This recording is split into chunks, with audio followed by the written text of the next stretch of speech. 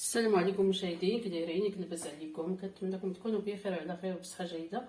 اليوم ان شاء الله غادي نحضر معكم هاد الوصفه مخنفر. كيجي رطب وزوين ولذيذ وكيوجد بسرعه. كنرافقوه بالعسل اولا زيت العود، زيت بلديه ولا الزبده، كل واحد دابا غنقولوا بسم الله ونبداو في مقادير طريقه التحضير. غادي ديروا شويه تاع الملحه على حسب الذوق، وثلاثه د الكيسان ديال هذا الفينو. نعبروا بالكاس ديال العنبه اللي كيوزن 150 غرام. نغربلوه بهذا الشكل هذا.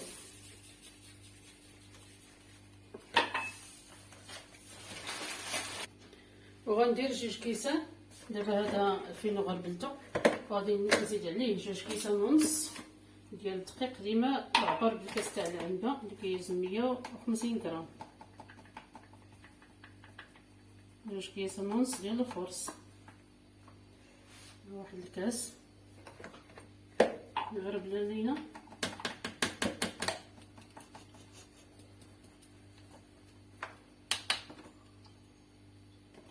الكاس الثاني،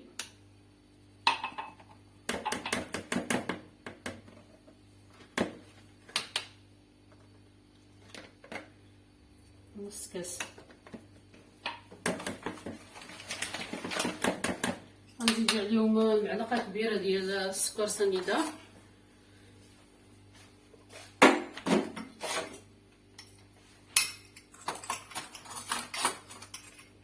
معلقه كبيره ديال السكر سنيده.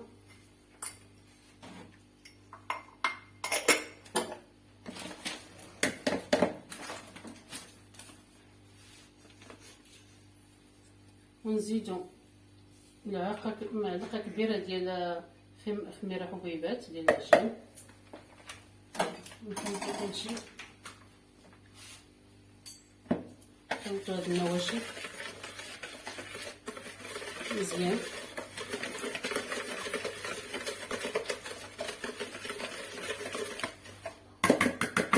وغنزيدو عليهم الماء،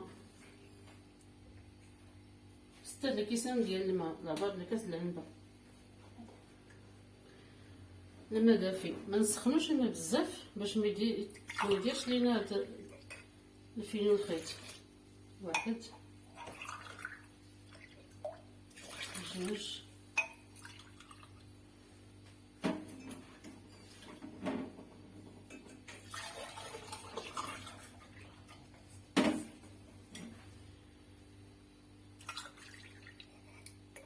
3 4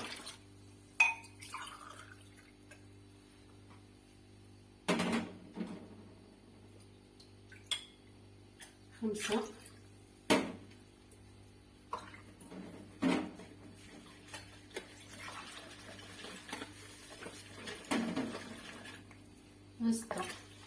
6 كيسان.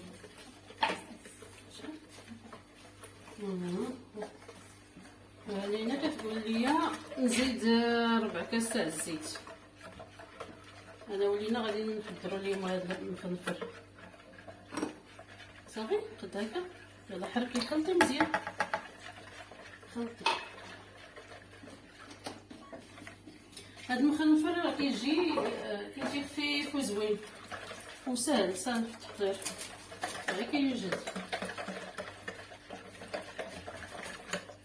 نخلطو مزيان ومن بعد نطحنوه في الخلاط كهربائي ولا داك الميكسور ولا الهاشوار، اي حاجه، المهم يتخلط بحال الطريقه ديال البغرير.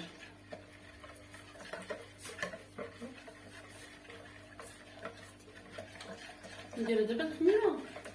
قلت واش لا كنطحنو كاع ونزيدو ليه الخميره. عندي 2 خمارات من وزن 8 غرام،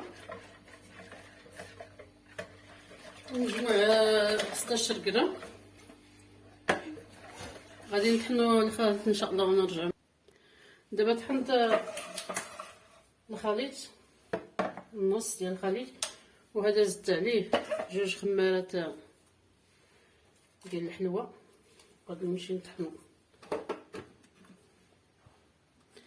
دابا ملي خلطته مزيان راه غادي نغطيه بالسلوفان وشي منديل ان شاء الله، ونخليه حتى يخمر حتى كيتضاعف الحجم ديالو. عاد غادي نطيبو. ودابا خمر ليا الخليط، ها هو وضاعف الحجم ديالو. هو كيجي على هذا الشكل هذا.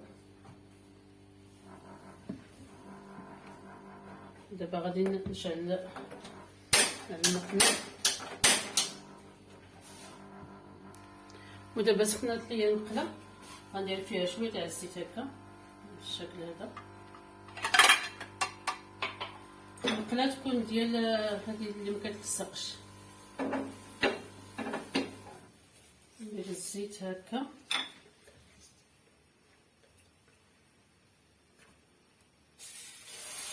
غادي ندير 2 مغرفات.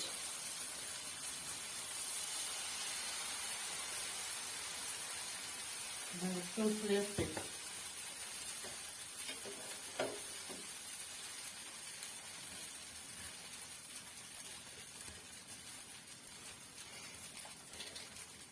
نرتب على هذا الشكل هذا.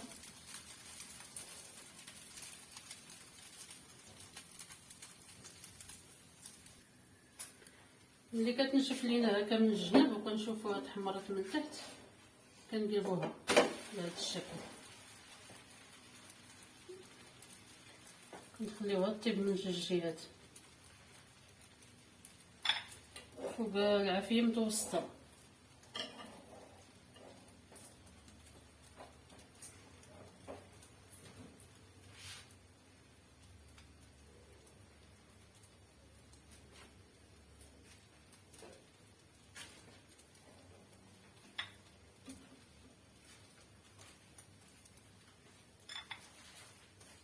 ملي كتحمر من تحت كندورو عليها هادي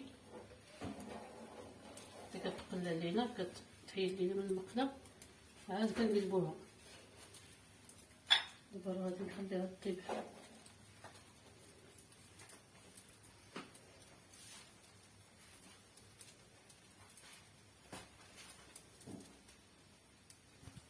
وملي كطيب كتجي لينا على هذا الشكل هذا. دابا غادي نحطها في هذا البسيط وغندير ثاني شويه تاع الزيت، ما نكثرش الزيت، شويه.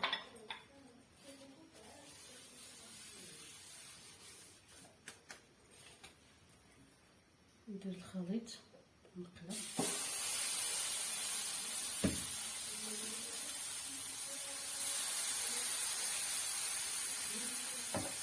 نخليها حتى كنشف من الجناب عاد نقلبها. ملي كتنشف من الجناب كندوز عليها هاد السبيطه هكا كنحركها وكنقلبها. نخليها طيب الجهه الثانيه الجهه الاخرى. وملي كيطيب المخنفر ديالنا كيجي على هذا الشكل هذا. هو كيشهي، كيجي زوين مرطب ولذيذ. جربوه غادي يعجبكم. انا راه كنت كنصور وقطعت معكم هذه، ولكن ما لقيت الكاميرا ما كتصورش.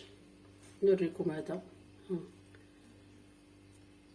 هذا كيتقطع كيجي لذيذ، كيجي مفشفش وخاوي من الداخل. ولا عجبكم كنرافقوه بالعسل، كندهنوه بالعسل ولا زيت العود هي زيت الزيتون ولا الزبده كندوبوها. ولا عجبتكم هذه الوصفه ديروا لي لايك وشاركوا معايا في القناه، وبسلام عليكم حتى الفيديو الجاي ان شاء الله. خليت لكم الراحه.